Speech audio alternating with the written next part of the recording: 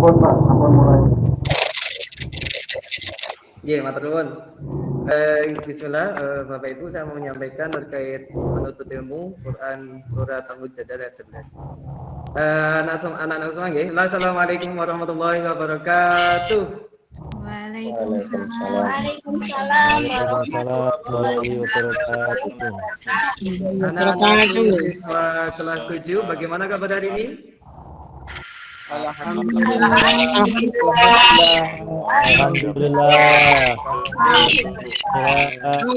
Anak-anak semua sudah siap untuk pembelajaran ya?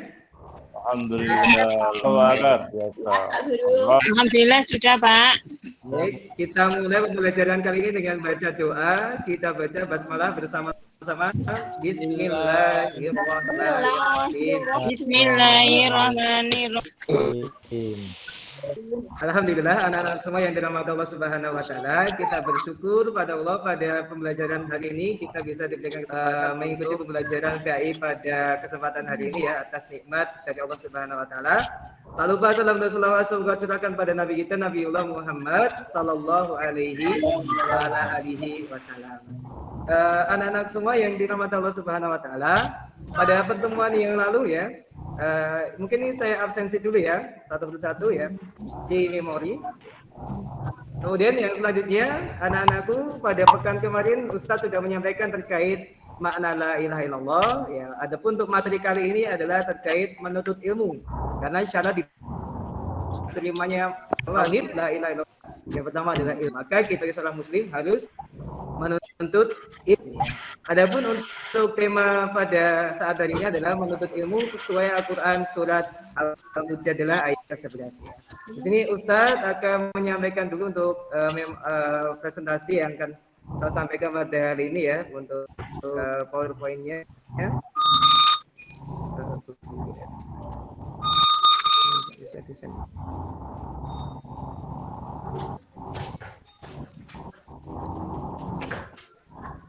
Oke, sudah masuk anak? Sudah? Belum, Pak. Iya, terima kasih anak-anak semua ya. Yang pertama pada kali ini, kompetensi dasarnya yang pertama terbiasa baca Quran. Yang kedua bersikap lapang dada dalam majelis dan semangat menuntut ilmu. Yang ketiga memahami Mujadalah ayat 11. Yang keempat melafadzkan Quran surat Al-Mujadalah ayat 11. Adapun tujuan kita pada pembelajaran kali ini, pertama menerapkan lapang dada dalam majelis, yang kedua menunjukkan sikap mencintai Al-Quran, yang ketiga menunjukkan sikap sopan santun dan berlapang dada dalam majelis ilmu, kemudian yang keempat menunjukkan dari Al-Quran dan hadis kewajiban menuntut ilmu, yang kelima memaparkan pengetahuan pembagian dan keutamaan ilmu, yang keenam praktek membaca Quran Mujadalah, dan ketujuh lafaz hafalan Quran Mujadalah ya. Tapi nanti untuk pembelajaran kali ini ya, kita formatnya adalah PBL, Problem Basic Learning ya. Nanti tugas kalian ada diskusi kelompok dan juga nanti presentasi.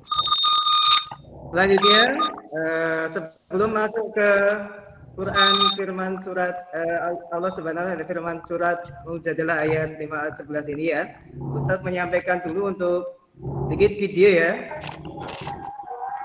Di sini ada video pembelajaran siswa sedang bermajelis dan ilmu ya. Kemudian ada satu siswa yang datang terlambat. Ya, lalu ketika datang ya, dia minta untuk diberikan tempat di majelis. Tapi di situ ya, dia tidak diterima, ya malah disuruh pergi. Nah, ini bukan contoh berlapang dalam majelis. Ya, kemudian dinasihati oleh ustadznya untuk berlapang dalam majelis. Ya. Kemudian dia diterima untuk bergabung dalam majelis ilmu tersebut ya. Salam dulu ya. Ya, ini sedikit video singkat ya yang saya sampaikan ya. Kemudian di sini Ustaz menyampaikan satu firman Allah dalam pemateri kita ya, dalam surat Al-Mujadalah 11. Baik, bersama-sama kita membaca firman Allah Subhanahu wa taala 11, Al-Mujadalah 11. 1 2 3. A'udzu billahi minasy syaithanir rajim.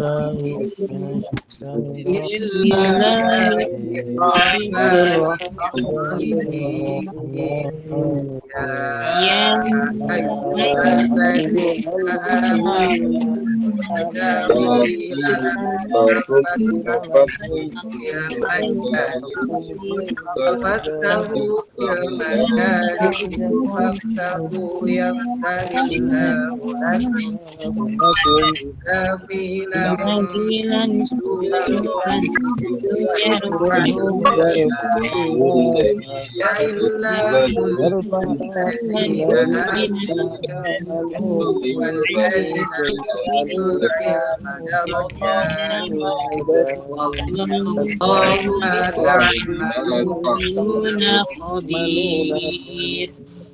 Allahumma rahmatullahi wa barakatuh. Terima kasih anak-anak semua. Ya. Allah berfirman yang artinya, wahai orang beriman, apabila dikatakan padamu berilah kelapangan di dalam majelis, maka lapangkanlah. Saya Allah akan beri kelapangan untukmu. Dan apabila dikatakan berdirilah kamu, maka berdirilah. Ini berdiri untuk semangat menuntut ilmu. Niscaya Allah akan mengangkat derajat orang yang beriman di antaramu dan orang-orang yang diberi ilmu beberapa derajat, dan Allah Maha teliti apa yang kamu kerjakan.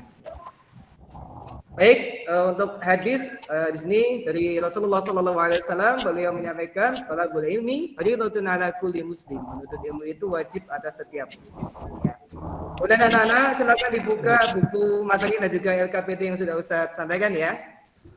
Di sini sedikit sebelum kita masuk untuk PBL ya, problem based learning, untuk diskusi, maka Ustaz akan sedikit menyampaikan dulu materi kali ini ya. Yang pertama terkait ilmu, ya. Ilmu itu berasal dari bahasa Arab, ya, alima ya'lamu ilm, yang berarti pengetahuan. Sedangkan secara istilah, ilmu itu merupakan pengetahuan dalam hasil usaha yang sungguh-sungguh istihad para ilmuwan muslim atas persoalan duniawi dan ukhrawi dengan bersumber pada wahyu Allah. Kemudian yang kedua, pembagian ilmu. Jadi ilmu itu dibagi dua ya oleh Imam Al-Ghazali. Beliau menyampaikan yang pertama adalah ilmu agama bersifat fardhu ain ya. Misalkan ilmu Quran, ilmu hadis, ilmu fikih, yaitu wajib bagi kita. Yang kedua ada ilmu non agama atau sifatnya itu fardhu kifayah ya. Seperti misalkan matematika, ekonomi, astronomi dan lain sebagainya. Kemudian sumber ilmu dalam Islam itu ada Quran dan Sunnah ya. Jadi kita mengambil ilmu itu sumbernya dari Quran Sunnah, kemudian sumbernya dari akal, hati serta indera pada diri manusia. Sedangkan keutamaan ilmu itu ada 6, maaf. Yang pertama, Allah akan meninggikan derajat orang berilmu. Yang kedua, ilmu adalah warisan para nabi.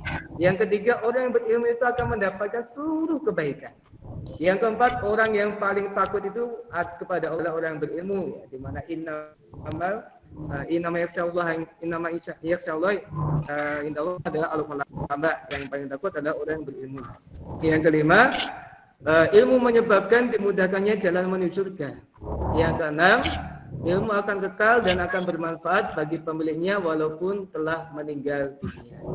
Nah, ini yang semua yang dirahmati Allah Subhanahu wa taala sudah Ustaz sampaikan berkaitan tentang materi kita pada pagi hari ini ya.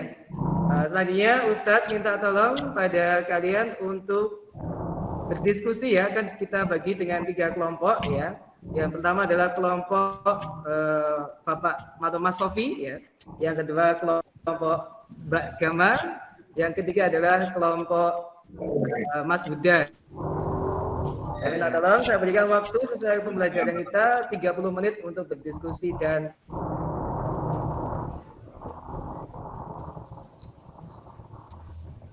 menit anak-anak semua ya, pembelajaran diskusi yang telah kalian lakukan ya. Untuk diskusinya tadi saya sampaikan adalah terkait mencari tokoh-tokoh ya, ulama yang mereka itu punya semangat untuk menuntut ilmu ya. Tadi itu yang pertama ya, kelompok 1 itu Mas Sofi terkait ulama dalam bidang fikih, Mbak Gama dalam bidang hadis, kemudian Mas Huda dalam bidang tafsir Quran ya. Yang pertama saya minta Mas Sofi ya. Monggo kelompok Mas Sofi, silakan Mas Sofi maju ke depan ya.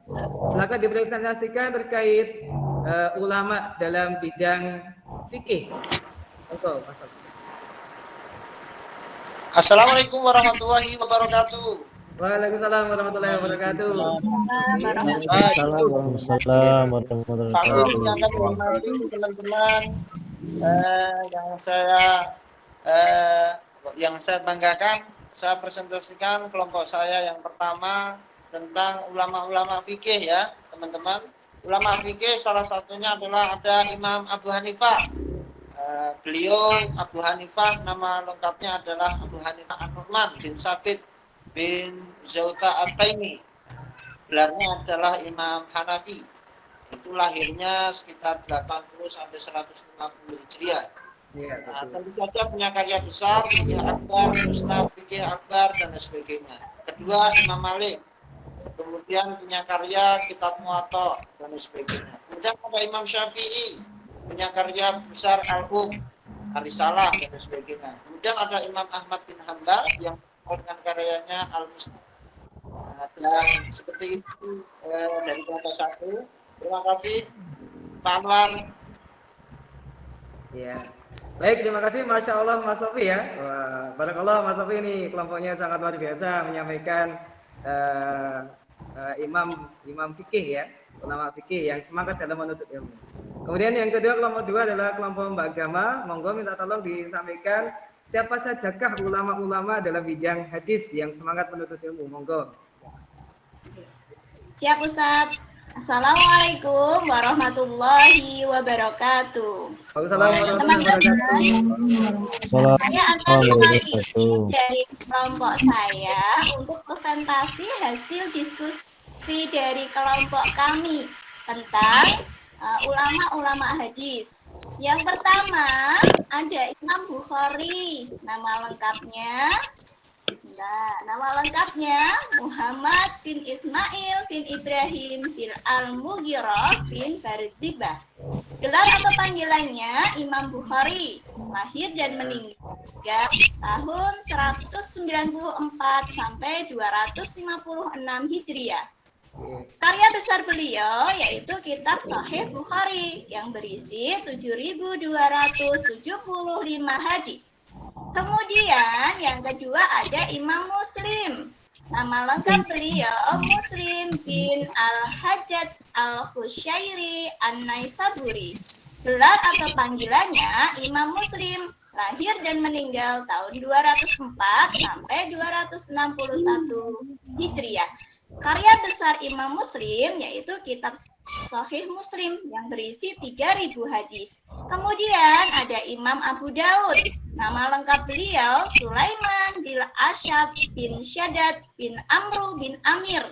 Gelar atau panggilan beliau Imam Abu Daud yang kadang ditulis sebagai Daud, lahir dan meninggal tahun 202 sampai 275 Hijriah.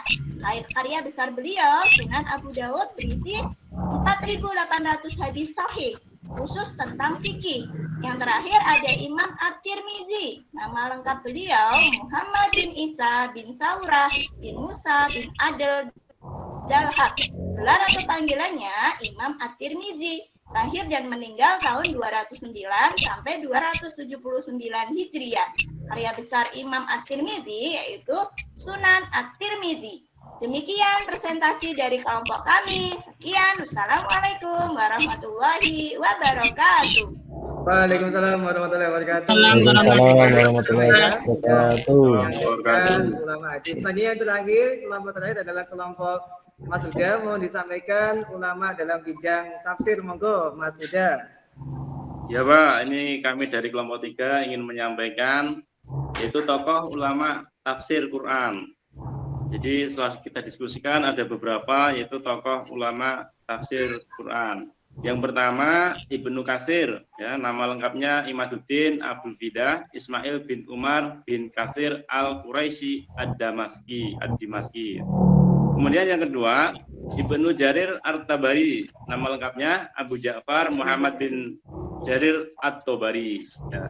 Kemudian yang ketiga yaitu Al-Qurtubi, nama lengkapnya Abu Abdillah Muhammad bin Abu Bakar bin Faraj Al-Qurtubi, yaitu seorang ahli tafsir yang terkenal yang banyak diambil pendapatnya oleh ahli-ahli tafsir generasi sesudahnya.